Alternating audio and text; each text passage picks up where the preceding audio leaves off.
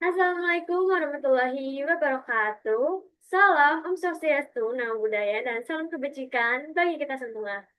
Halo teman-teman, selamat pagi, selamat siang, selamat sore, selamat malam kepada teman-teman yang saya banggakan, terkhususnya Ibu Sri Widi Lestari aku selaku dosen aplikasi komputer bisnis yang saya hormati. Pada kesempatan kali ini, perkenalkan saya Rizkita Putri dengan NIM 1715625035 akan mempresentasikan PPT interaktif yang sudah saya buat. Untuk itu, saya izin untuk share screen.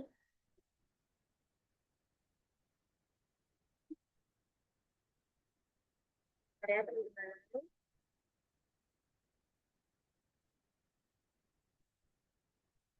Nah, sepertinya sudah terlihat ya PPT yang saya jabarkan.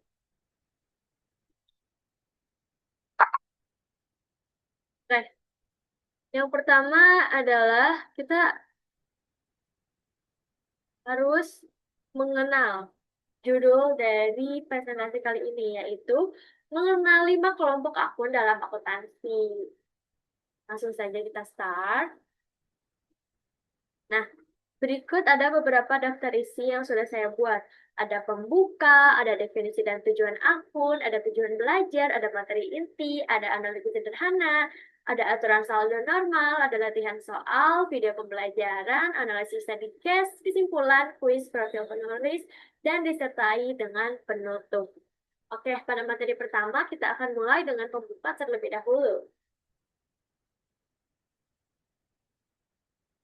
Nah, jadi, dalam menjalankan sebuah entitas bisnis, setiap transaksi yang terjadi, baik kecil maupun besar, memerlukan sistem pencatatan yang terorganisir.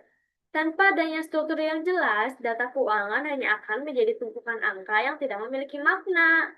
Oleh karena itu, pemahaman mengenai akun menjadi langkah awal yang paling fundamental dalam siklus akuntansi.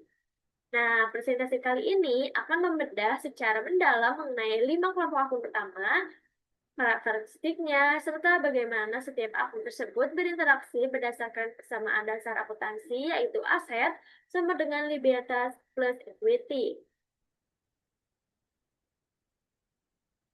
Selanjutnya yaitu ada definisi dan tujuan dari akun itu sendiri. Jadi apa sih yang dimaksud dengan account? Account adalah media akuntansi yang digunakan untuk mencatat secara sistematis transaksi keuangan yang mengakibatkan perubahan pada aset, liabilitas, ekuitas, pendapatan, dan juga beban. Akun berfungsi sebagai wadah pengelompokan data yang sejenis untuk memudahkan proses pengikhtisaran. Lalu tujuan dari adanya akun sendiri yaitu sistematika pencatatan, yaitu untuk memisahkan data keuangan sesuai dengan jenisnya. Yang kedua yaitu monitoring historis, yaitu menyediakan rekam jejak perubahan nilai secara kronologis. Yang ketiga yaitu efisiensi penyusunan laporan, yaitu mempercepat penarikan saldo akhir untuk laporan keuangan. Dan yang terakhir yaitu ada validasi internal, menjamin akurasi melalui mekanisme saldo normal.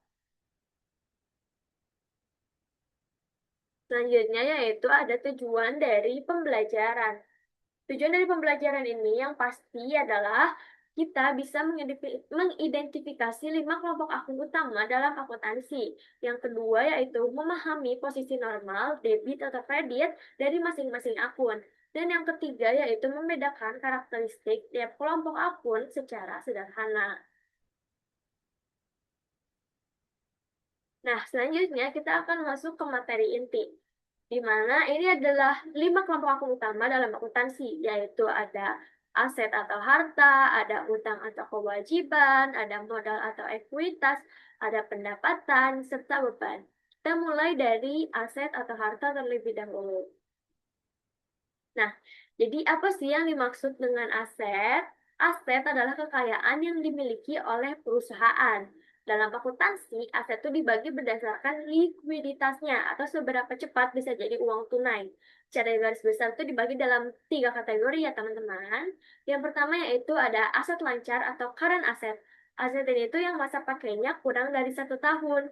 Contohnya seperti kas, piutang, dan perlengkapan.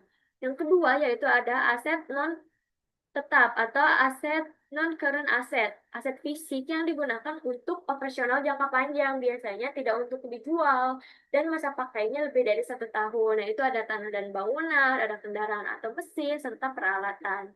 Dan yang ketiga yaitu ada aset tak berwujud. Meskipun tidak memiliki fisik, namun aset ini tuh tetap bernilai, seperti hak paten, merek dagang, serta goodwill. Nah, yang kedua yaitu ada utang atau kewajiban. Apa sih yang dimaksud dengan utang? Utang adalah kewajiban yang harus dibayar perusahaan kepada pihak eksternal. Nah, utang ini itu dibagi berdasarkan jatuh temponya. Yang pertama ada liabilitas jangka pendek. Utang ini tuh juga biasanya disebut liabilitas ya teman-teman dalam bahasa akuntansi. Liabilitas jangka pendek ini tuh utang yang harus dilunasi dalam waktu kurang dari 1 tahun seperti ada utang usaha, utang gaji karyawan, maupun utang listrik dan air. Yang kedua yaitu ada liabilitas jangka panjang. Kalau liabilitas jangka panjang ini tuh utang yang pelunasannya lebih dari 1 tahun. Contohnya ada utang bank, utang hipotek. Hipotek itu kayak kita pinjam uang tapi dengan syarat kita tuh mengajukan tanah atau bangunan yang kita punya gitu, semacam ditahan sama mereka. Terus ada bonds atau obligasi ini merupakan surat utang. Selanjutnya yaitu ada modal atau ekuitas. Apa yang dimaksud dengan modal? Ekuitas adalah hak pemilik atas aset perusahaan setelah dikurangi seluruh utang atau kewajiban. Ada tiga nih. Yang pertama ada modal disetor, uang atau aset yang dimasukkan ke dalam perusahaan. Terus ada laba ditahan, sisa keuntungan perusahaan yang enggak dibagikan, tapi diputar kembali untuk modal usaha. Dan yang ketiga ada prive. Prive ini tuh biasanya seseorang seperti pimpinan yang mengambil uang untuk keperluan sendiri. Biasanya tuh akan mengurangi ekuitas. Nah, yang keempat yaitu ada pendapatan. Pendapatan adalah peningkatan ekonomi yang berasal dari aktivitas utama maupun aktivitas sampingan perusahaan. Yang pertama yaitu ada pendapatan operasional. Ini tuh hasil langsung dari bisnis inti. Misalnya kayak bisnis laundry, jual beli motor, mobil, dan sebagainya. Yang kedua yaitu ada pendapatan non-operasional. Itu dihasilkan di luar bisnis inti. Kayak misalnya bunga bank dari tabungan perusahaan. Dan yang terakhir dari materi inti ini yaitu adalah beban.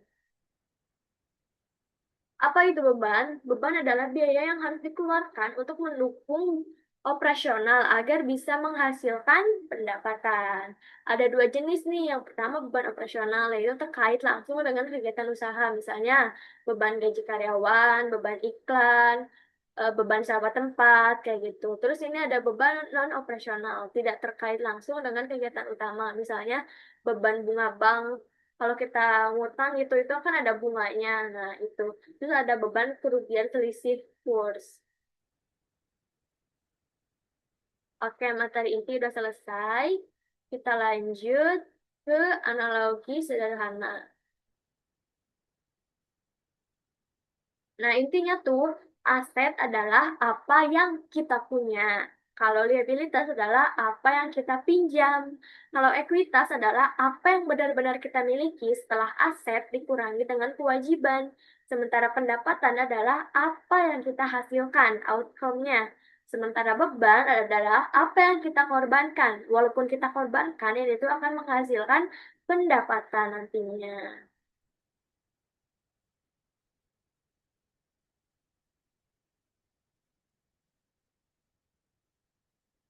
Ini Nah, selanjutnya yaitu ada aturan saldo normal.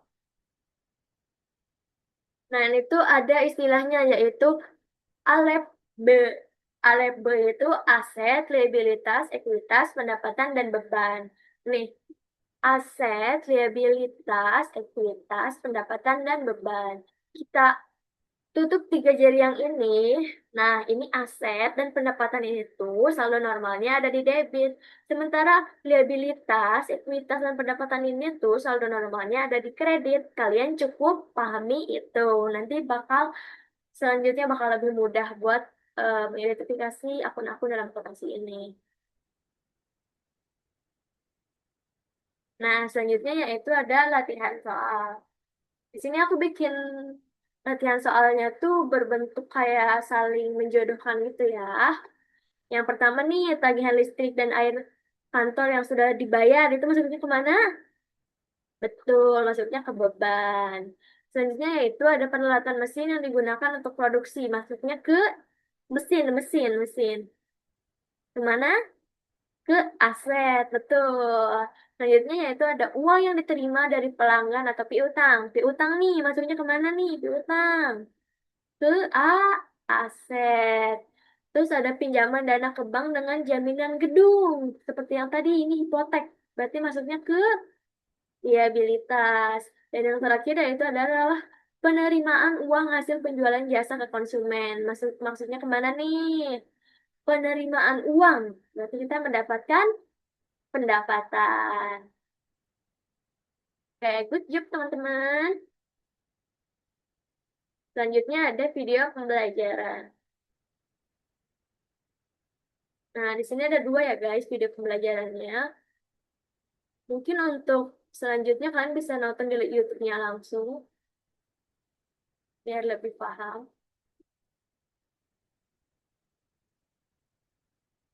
Saldo akun real ini akan selalu terbawa dari periode ke periode berikutnya.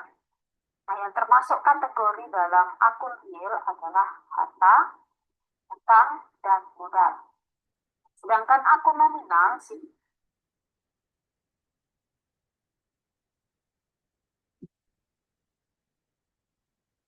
akun-akun ya dari 5 akun ini.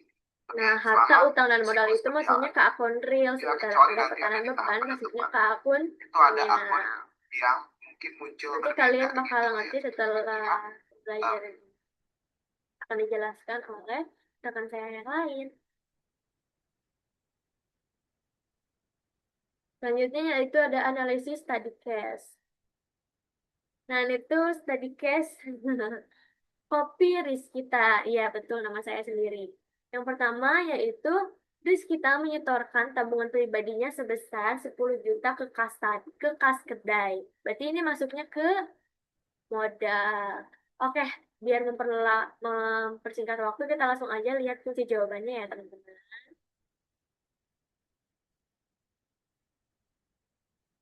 Nah, seperti yang aku udah bilang tadi, kalau kita tuh memberikan modal kepada perusahaan, itu sama dengan aja kita memberikan nyawa awal pada bisnis, gitu.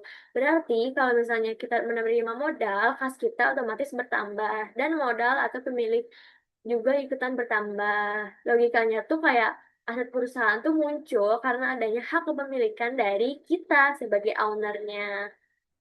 Yang kedua yaitu pembelian mesin espresso secara kredit. Kita tuh punya alat canggih buat kerja, tapi alat itu ternyata milik orang lain gitu. Sampai kita melunasi si mesin espresso ini. Intinya kita kayak ngeredit gitu, ngutang. Berarti si mesin espressonya tuh kan masuknya ke peralatan, berarti peralatan kita bertambah dan juga utang usaha kita bertambah karena kita membelinya secara kredit. Nah, yang ketiga yaitu membayar sewa tempat. Analoginya tuh biaya yang hangus agar kita bisa tetap berjualan di lokasi tersebut. Nah, kalau misalnya bayar sewa tempat, berarti kan kita ngeluarin uang. Uang kita kas berarti berkurang. Dan juga beban, maksudnya ke beban ya, beban sewa bertambah di beban. Selanjutnya yaitu penjualan kopi ke pelanggan. Ini tuh adalah hasil panen kita dari kerja keras. Nah, kalau misalnya kita udah jual kopi ke pelanggan, otomatis kita dapat apa? Dapat uang dong, dapat kas. Nah, ini kasnya bertambah di aset. Dan juga pendapatan jasa bertambah di pendapatan. Karena kita kan udah menjual si kopi itu. Oke, selanjutnya yaitu ada kesimpulan. Nah, simpulan intinya yaitu kalau aset, ada aset lancar dan aset tetap. Contoh realnya yaitu ada kas dan mesin produksi. Terus ada liabilitas jangka pendek dan juga jangka panjang. Jangka pendeknya yaitu utang usaha dan jangka panjangnya yaitu pinjaman bank. Ada ekuitas, modal, dan laba di saham serta PRIP. Ini adalah saham pemilik. Terus ada pendapatan non operasional dan operasional yang nolnya itu seperti bunga bank. Kalau yang operasionalnya itu yaitu penjualan dari perdagangan kita atau usaha kita. Yang selanjutnya itu ada beban, ada biaya non operasional dan biaya operasional. Non operasionalnya itu bunga bank, kita yang minjem ke bank, terus kita harus ngelunasin bunganya juga. Terus kalau yang operasional itu yaitu beban gaji atau beban listrik, beban sewa kayak gitu. Nah, selanjutnya ada quiz. Let's go, guys. Start. Peraturan, baca dan paham soal. Coba ini.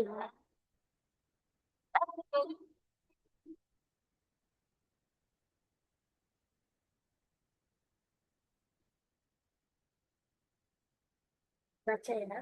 Manakah di bawah ini yang termasuk dalam kategori aset lancar? Apa? Kas. Betul.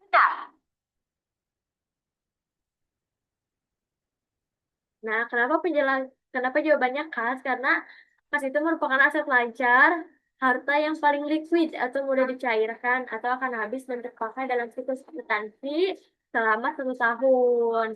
Hasil itu adalah bentuk aset yang paling cair. Contohnya tuh kayak uang tunai di dompet kamu yang bisa langsung dipakai belanja saat itu juga. Selanjutnya yaitu akun yang memiliki kewajiban perusahaan kepada pihak luar yang harus dilunasi dalam jangka panjang. Disebut jangka panjang nih. Oke? Yap, betul. Liabilitas jangka panjang. Kenapa ya jawabannya liabilitas jangka panjang?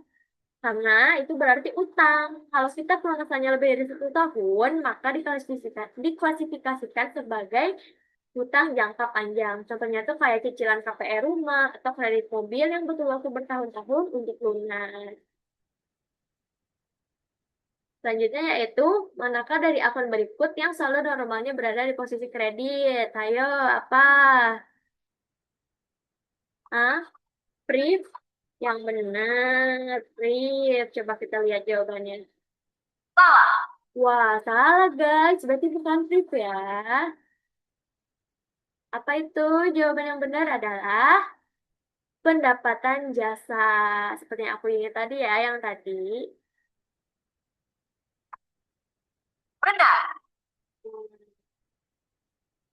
Kenapa pendapatan jasa? Jawabannya karena pendapatan jasa itu saldo normalnya di kredit. Nah, kelompok akun yang saldo normalnya di kredit itu ada liabilitas, ekuitas, dan juga pendapatan. Kayak yang aku jelasin tadi ya. Kalau yang debit itu yaitu ada aset dan juga beban. Nah, kredit dalam akuntansi bukan berarti utang. Bukan diartikan utang kalau kredit itu nggak selalu kayak gitu. Secara bahasa awalnya bukan ya. Tapi sumber pendapatan untuk bertambahnya kekayaan perusahaan. Selanjutnya adalah ada true or false. Ekuitas adalah hak pemilik aset atas perusahaan setelah dikurangi kewajiban. Udah aku jelasin tadi, jawabannya berarti true.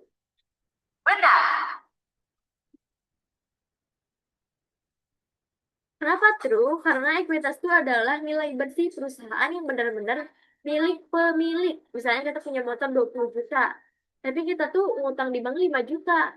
Berarti apa yang nyata milik kita itu ya yang 15 juta itu. Karena yang 5 jutanya masih ngutang.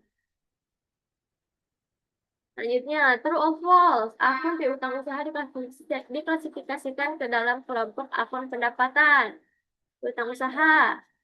Hah? False. Yakin jawabannya false.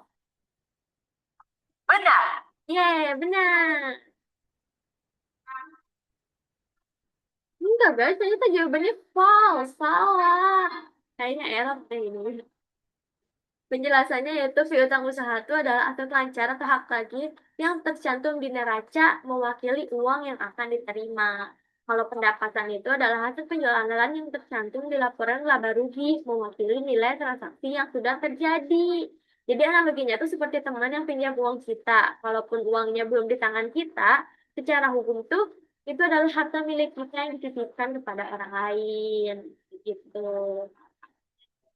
Selanjutnya, true or false, akun pendapatan diterima di Mitra termasuk dalam kelompok akun pendapatan. Artinya perusahaan sudah menerima uang tunai dari pelanggan. True or false? False. Benar. Kenapa jawabannya false ya, Rizky? Karena itu adalah liabilitas atau utang.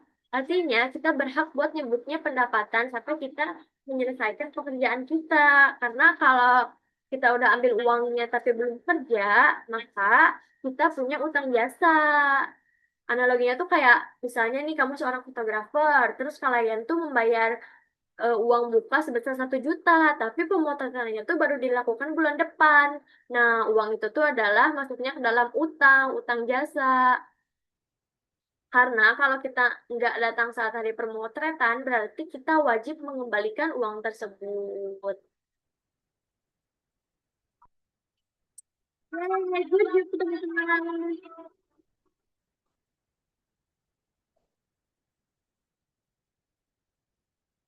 Yeay, udah selesai guys penjelasannya. Keren-keren.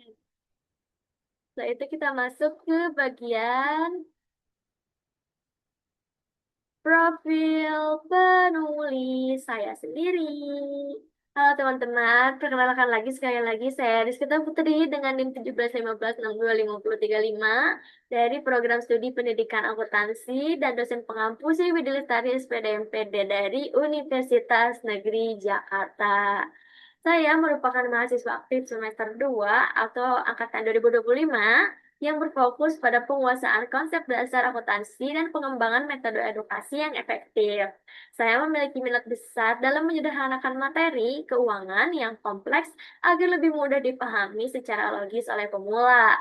Melalui latar belakang dalam pendidikan akuntansi, saya berkomitmen untuk membangun literasi keuangan yang terstruktur dan juga akurat. Oke, selanjutnya kita masuk ke bagian penutup. Nah, penguasaan atas klasifikasi akun merupakan kompetensi dasar yang wajib dimiliki oleh setiap praktisi akuntansi. Pemahaman yang mendalam mengenai karakteristik dan posisi saldo normal akan meminimalkan risiko kesalahan dalam penjurnalan dan menjamin integritas laporan keuangan. Terima kasih atas perhatian rekan-rekan sekalian. Terima kasih atas ibu-ibu yang telah menyimak presentasi saya. Saya mau, ya, Benar. Salah. mohon maaf, saya salah pencet. Oke, sekali lagi saya ingin berterima kasih karena kalian telah meluangkan waktunya untuk mendengarkan dan menyimak presentasi dari saya. Mohon maaf atas kekurangannya, mohon maaf atas salah kata, salah kalimat, atau salah penyampaian yang mungkin kurang mengenakan di hati kalian semua. Saya pamit undur diri, wabillahi taufiq wal hidayah. Wassalamualaikum warahmatullahi wabarakatuh. Salam, Om Swastiastu, Namo Buddhaya, dan salam kebajikan untuk kita semua. Terima kasih banyak. Dadah.